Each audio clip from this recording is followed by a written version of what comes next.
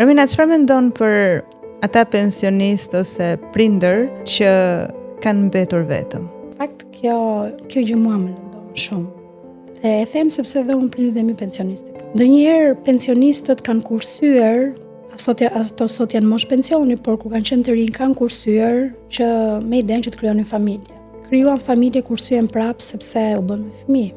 Kursyen prapë sepse do edukonin fëmijët, ose të keq ushqen, mos hanë ashtu siç duhet, sepse nuk kanë pension. Dhe për më tepër, ata kanë turp të thonë fëmijëve të tyre që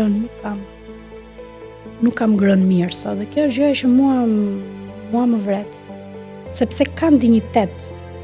Mund të rinë pa ngrënë dhe ato nuk thonë që nuk kanë kohën. Dhe kjo është gjë shumë e dhimbshme në fakt, sepse i bie që ato gjithë jetës kanë luftuar. Ne, kur jemi të vegjël, pra ne fëmijët, ne gjithmonë kërkojmë tek prindrit. Ndërkohë, prindrit gjithmonë bëjnë për ne, dhe në fund kur ato plaken, ato kanë turp të na kërkojnë ne dhe për më tepër, ndoshta kursejnë pensionin e tyre për t'i bërë qefin nipërve dhe mbesave. Kjo është gjë shumë e dhimbshme dhe ndaj them që gjëja e parë që duhet bëjë shteti shqiptar në radh parë është të rrisi pensionin. Dhe të mos marketoj, por të rrisi vërtet.